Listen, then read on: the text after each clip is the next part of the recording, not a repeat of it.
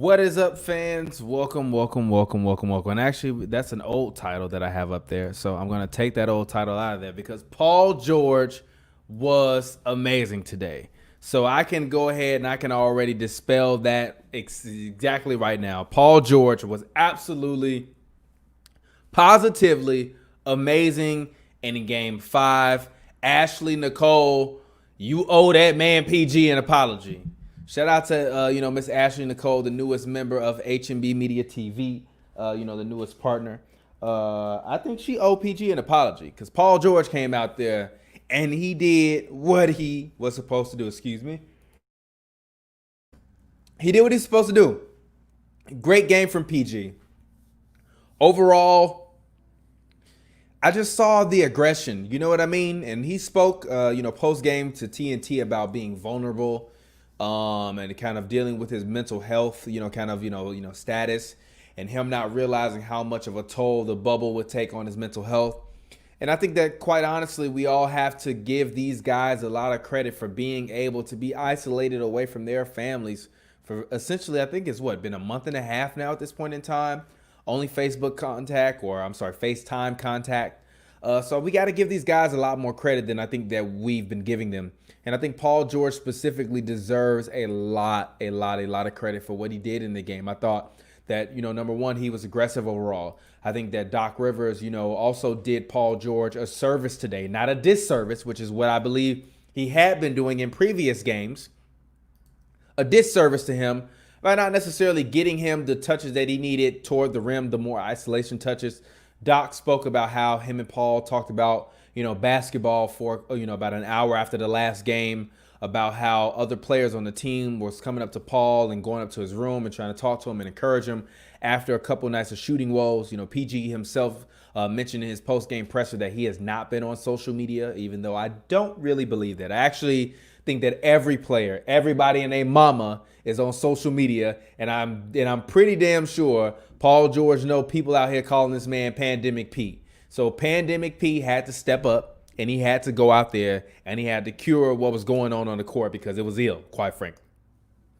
He did. He got his mind back into it. He said he finally caught a rhythm, now that he's accepted that the fans aren't there. He took 8 threes, which is still a lot of threes for him, but the majority of his shots came outside of the three-point range, which is for PG. That's all I really want, is for you to not just go out and just chuck up threes. I think when he chucks up threes, I think that's when it's bad for him. Even if you look at the box score from last game, Paul George took 7 threes, but he was 1 of 7 from 3, and he only took 14 field goals. So literally half of his field goal attempts were threes. Today, he put up a couple more deuces, and he was actually able to get himself going a little bit. He got a couple drives to the basket, a couple easy drives to the basket. He's a guy that when he's on and when he's clicking, he is the best player and can be the best player on the floor. Even if you're looking at him in game 3, he shot half of his shots from 3, half of them from 2. He was 1 of 8 in that game from 3. You have to, as a basketball player, when you're in a bad rhythm, get to the basket, get easy baskets. Paul George was not going out there and getting easy baskets. That's why he was struggling. He was also struggling because, quite frankly, as I've said many a times on Hoops and Brews, not all of these guys are gym hoopers. Some of these guys are in-game hoopers, and PG just might be an in-game hooper. So let's go ahead. Let's talk about it. Clippers rout the Mavericks in game 5. The Clippers actually go out and literally destroy, dominate, and eliminate the Dallas Mavericks. Not from the playoff contention, but at least in this game, they eliminated them. The biggest lead that they had in this game was 45 points. The lead never changed. The longest scoring run that the Clippers had in the game was 19 points.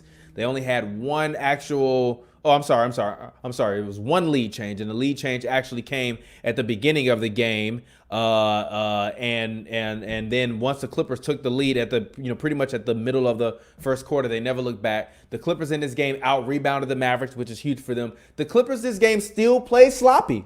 They still had 15 turnovers. The Mavericks only had 13 turnovers, but the Clippers had 28 assists, which if you look at even in game 3 in terms of their assists total, their total assists in that game was 24, right? They have to be a team that has to go out and continually put up at least minimum per game 25 assists, because then that means that guys like Montrezl Harrell are able to get into the game. And even if you look at game game 4, they only had 19 assists compared to today when they had 28 assists. 28 assists means the ball is moving. It means that guys are able to shoot. The Clippers shot today 63% from the field goal range and 62% from the three-point range. You know how incredible that is? The Mavericks went out today. They got plain and clean D'd up. Luka got D'd up. My homie Glasses, Malone, who you all know, he calls in to Hoops and Brews all the time. He's a Hoops and Brews, regular. And also just, kind of the big homie. He called me today and was like, yo, no, actually it was yesterday. He called me and was like, yo, I was texting Kawhi, or I was messaging Kawhi. I told him, get all of that, stuff out of there. Man up on Luka. Take him out. He shouldn't be able to beat y'all, all of that. And you saw that today. You saw Luka Doncic be frustrated. You saw the entire Mavericks team be frustrated to the point where the coach didn't even finish the game. So I think that this was a complete and utter debacle for the Mavericks. But the only good part for the Mavericks that you can take away is that Game 6 is technically not on your floor. But personally, I think this series is over. I think that the Clippers showed me tonight that when they play together as a unit, when they have team camaraderie, when they're loud and jumping and screaming off the bench, when they're cheering for each other, when you have guys throwing up the three, when you got guys dunking and running down court, throwing up whatever signs they be throwing up, that's when you get the fun spirit. Even, from a team camaraderie standpoint, and I'm going to show everybody's, clips, but comments in a second. On the screen, after I finished kind of, ranting, this was just a good win for them. It was such a good win that I could have almost turned off my TV if I wasn't covering the game. And actually, as we move on from just kind of specifically talking about the game, I think that there's a lot going on in the real world that's affecting these guys inside of the bubble. And I think even the Jacob Blake shooting, which if you haven't seen it, I would advise you to Google it so that way you could see it. Or if you don't want to watch another black man be murdered by the very people that are, sworn to protect him, don't watch it. But he was a black man that essentially was breaking up a fight between two females. He broke up the fight. The police came, and then essentially they tried to arrest him. And as he was walking to get into the car with his 3 children, he was shot in the back 7 times. He's currently paralyzed and in the hospital in critical condition. And, fortunately for him, he's still alive, unlike many black men. Coach Doc Rivers actually spoke about this post-game, and he was very, very passionate. He spoke about it for 5 minutes. I'm going to play this without interruption. Listen to Coach Doc Rivers and what he talked about, because this is so much more important than this route that we saw today. It's just so sad.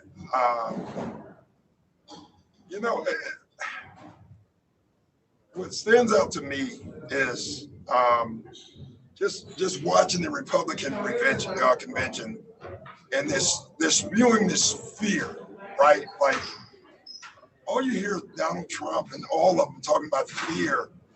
We're the ones getting killed. We're the ones getting shot.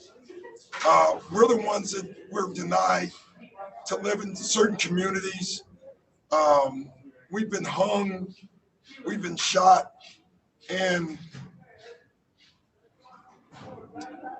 all you do is keep hearing about fear. It's amazing why we keep loving this country and this country does not love us back. And it's really so sad. Like, I should just be a coach. And it's so often reminded of my color. It's just really sad. We got to do better. But we got to demand better. Like, it's funny. We protest and they send riot guards, right? They send people in riot outfits. They go to Michigan with guns and they're spitting on cops and nothing happens. The training has to change in the police force. The unions have to be taken down in the police force. My dad was a cop. I believe in good cops. We're not trying to defund the police and take all their money away. We're trying to get them to protect us, just like they protect everybody else. All right, so we heard Doc. I think that as a black man, it's very tough to deal with situations and things like this. Every time I see it, honestly, it does something to me, and I'm about to be a father for the first time. And I've told my, the mother of my child many a time, I've told her that I'm happy that I'm not, actually giving birth to a son, because then I won't have to worry about, at least for a few more years, hopefully, before we go on and maybe have other children, worrying about my son potentially being murdered by the police or at the hands of the police, or at the hands of anyone, to be honest. I know a lot of people love to throw around the black on black crime, but they never mention the statistics and the reasons behind it. I come from that. I am from that. My family is of that. I am from the south side of Chicago. I have seen dead bodies in the street. I have family who have, from systemic, issues, whether it be racism, as well as living in the projects, as well as, generational, welfare. So I've dealt with it. I've seen the gambit of it. I understand how it is. And I've been fortunate enough to always have a different type of mentality. And I just think a lot of people they aren't considerate of it. And I think you saw Jaylen Brown when he spoke so eloquently earlier about,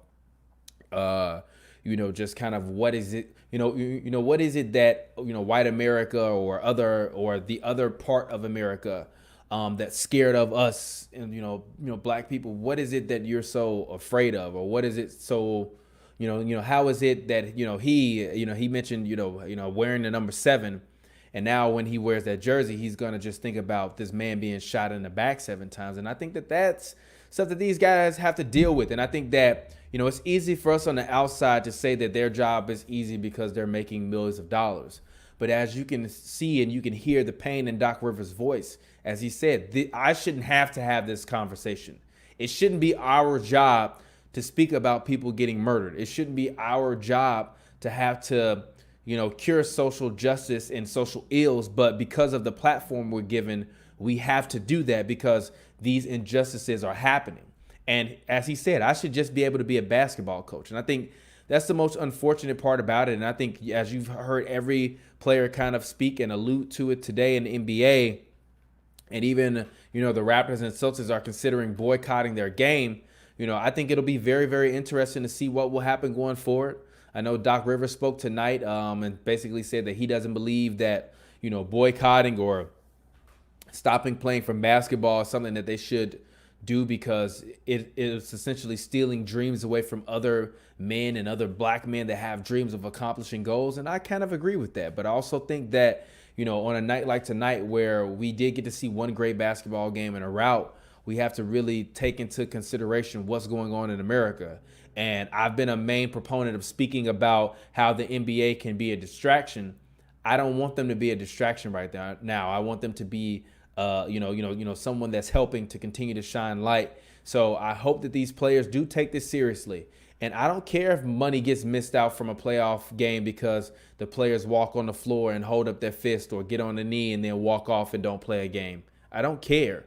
It's bigger than basketball. This is bigger than basketball. And I think, us as African-American men and men that come from the struggle and men that come from these urban environments and come from environments where you either deal drugs or you rap or you play ball or that's pretty much it. You know what I mean? That's nothing it. I've been blessed enough to be put in a circumstance I'm in now and be able to show you guys other ways to do things and to make money and to build your brands and to have dreams other than that. But those are really the options that we have coming from where I come from and where a lot of guys come from. But also at the same time, as much as we scared of the gang members down the street, we scared of the police. And I think that's a huge part of the problem. But let's go ahead. Let's talk what we can expect for Game 6. And I'm going to go ahead. I'm going to play and we can go through the comments. All right. Says Mavs got spanked. Yes, they did. Somebody said Luka hold his 154-piece McNugget. Somebody said Luka. Yes, I agree. Or actually, it's a sad Luka. So I'm going to say Luka.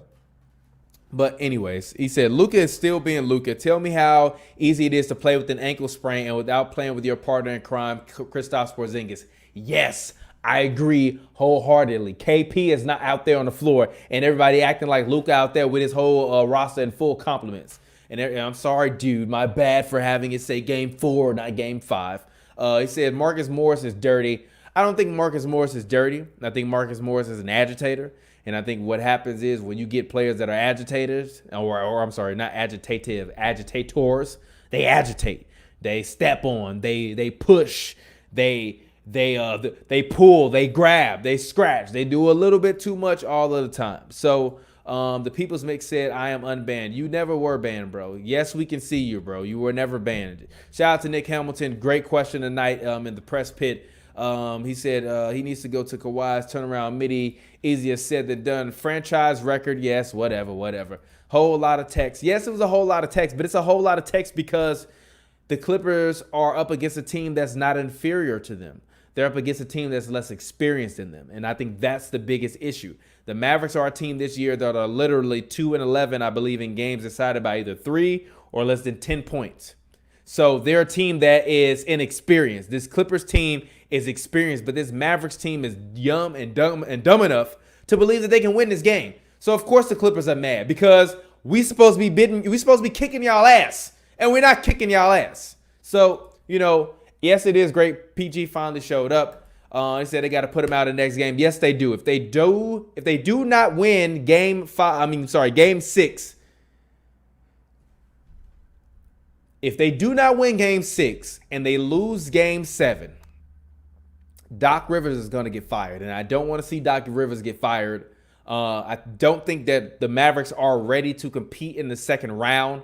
Kristaps Porzingis' knee issue is supposedly up in the air. So, and Luka's ankle as well. Personally, I'm not really sure what to make about. I'm not really sure what to make about game 6. I think that the Clippers will win it, but I think they're going to win this by like 2 points, like 113 to 111. And I think Luka Doncic is going to go out, and I think he's going to give the performance of a lifetime. And I think if he has to score 40, 15, and 15 in order for them to win, I think he's going to score 40, 15, and 15. But I think that he'll fall short. I think the deadliest thing that you could do in this NBA playoffs was let Ramon James start seeing the ball fall through the basket, continue to let Anthony Davis see the ball fall through the basket, and to let Kawhi Leonard and Paul George and Montrezl Harrell and Lou Williams all see the ball fall through the basket in the same game. I think we all better be worried about what's going to happen. That interview from Doc was very, very powerful. Shout out to you. He said, I love Luka's game. He's such a talented kid. Just sucks he's going against my Clippers. Luka's the face of the league in 2 or many years. I agree. He is. I think Luka's already one of the faces of the league. Someone wants to know what I think about Giannis Defensive Player of the Year. I thought Kawhi should have got some second or third place votes. I thought Giannis deserved it, and that's kind of what it is. But I don't want to make this a long and drawn out show tonight, guys. I just wanted to kind of come in and pop in. It's been a long day for me. I've been up working hard since 8 a.m. when the Clippers had their first press conference for shoot around. So I'm going to get up with you all later. Please stay safe, stay healthy. And I'm going to leave this off with Doc Rivers' clip talking about Jacob Blake. I'm going to let it play in full this time, the full 5 minutes. I hope you all hear it. I hope you take something away from it. And I hope you all make sure you send Paul George your Instagram apologies and your Twitter apologies for calling that man every kind of name you could. Yes, he was terrible. But as I said before, if you're Doc Rivers, I'm not going to run something different for you. You just got to make shots. And I think PG at a certain point in time, even though Doc might have got him a few more looks and more isolations to the basket, at the end of the day, just stepped up and did what he was supposed to do. And he just hit shots. It's been your boy TPJ. Thank you all for watching the new show in LA. I will be back next time with a special guest. And let's hope that we see the Clippers win game 6. If not, we will be watching game 7. And it will be very, very interesting. It's been your boy TPJ. I'm going to leave you guys these words from Coach Doc Rivers. It's just so sad.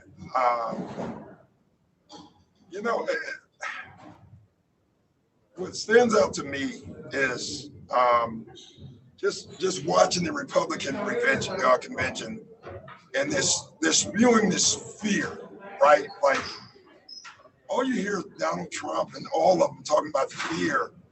We're the ones getting killed. We're the ones getting shot.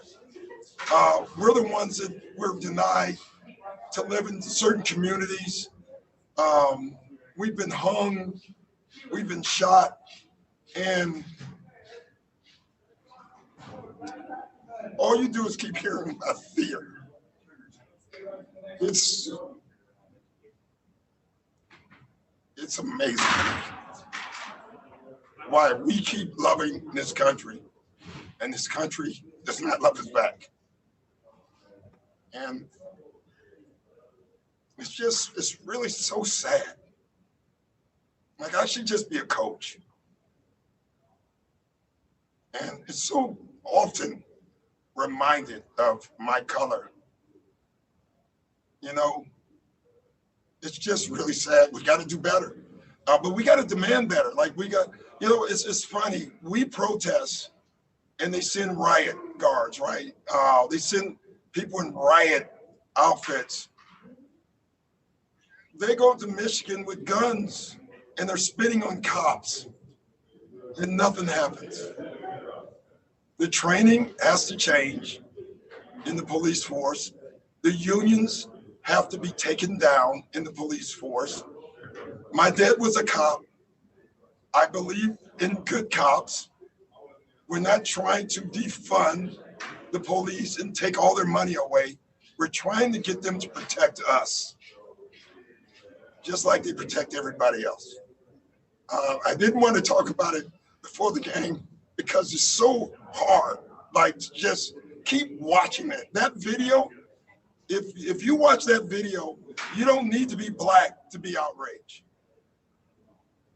You need to be American and outraged. And how dare the Republicans talk about fear? We're the ones that need to be scared. We're the ones having to talk to every black child.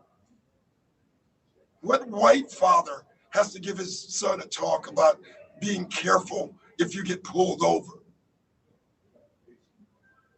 It's just ridiculous. And it just keeps going. There's no charges. Breonna Taylor, no charges, nothing.